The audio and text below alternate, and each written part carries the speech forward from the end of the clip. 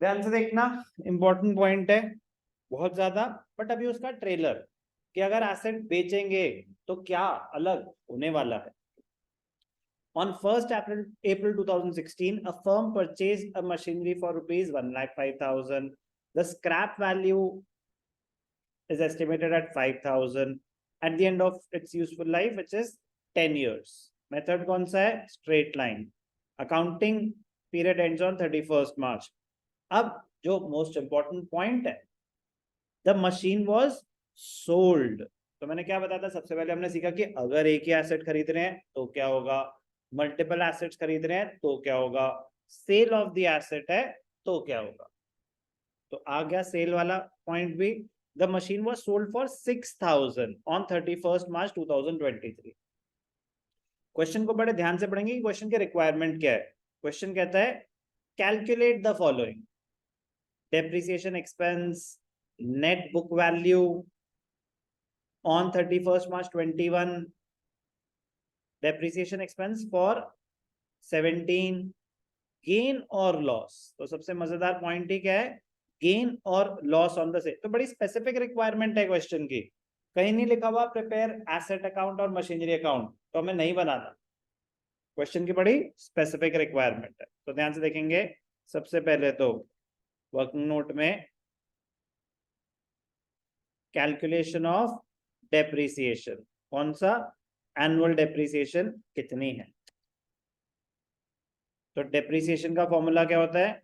Depreciation का formula होता है original cost of the asset minus scrap value of the asset divided by estimated life.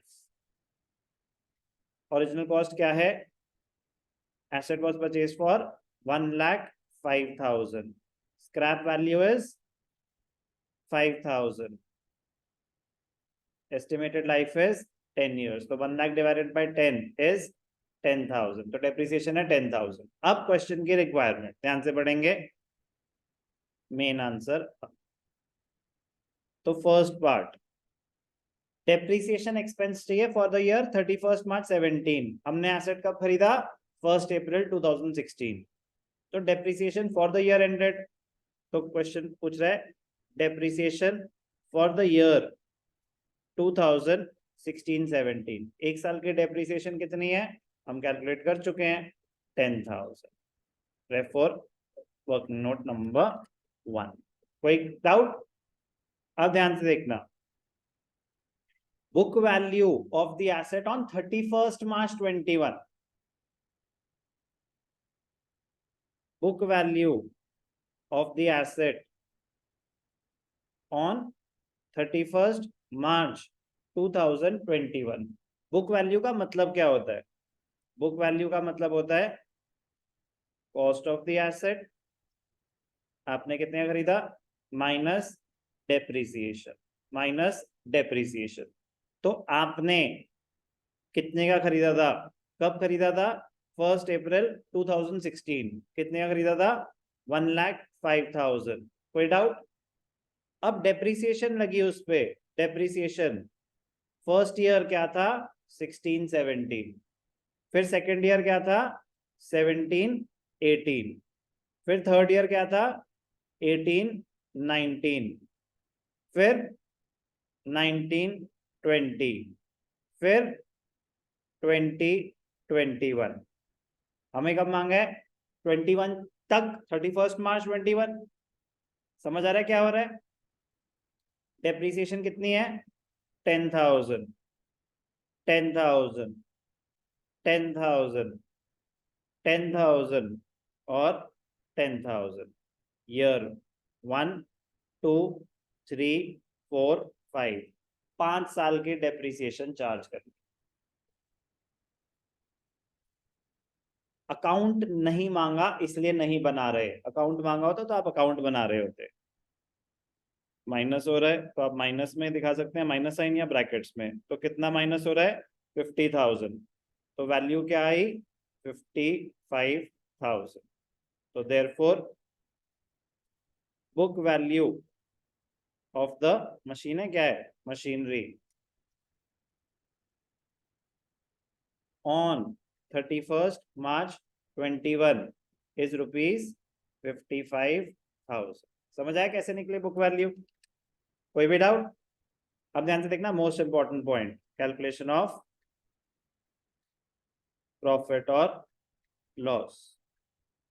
Calculation of profit और loss. अब on 31 मार्च बेचा कब है एसेट? On 31 March 23। तो 31 मार्च 21 तक की तो कैलकुलेशन हो चुकी है, उसके बाद मतलब 2 साल और एसेट यूज हुआ। ठीक है, अब ध्यान से देखना, very very important point, profit कब होगा? If sale value is more than book value. और लॉस कब होगा? गेन और प्रॉफिट एक ही बात है। लॉस कब होगा? If book value is greater than sale value. मतलब दो वैल्यूज होती हैं, एक होती है सेल वैल्यू, आपने एसेट कितने का बेचा, क्वेश्चन ने बताया हमें एसेट कितने का बेचा, 6,000, सेल वैल्यू गिवन थी, हमने एसेट कितने का बेचा, 6,000। बुक वैल्यू क्या होती है? हमें बुक वैल्यू कब की चाहिए? 31 मार्च 23। बुक वैल्यू का फॉर्मूला क्या होता है? Cost minus depreciation. तो हम 31 मार्च 21 तक की तो निकाल चुके हैं।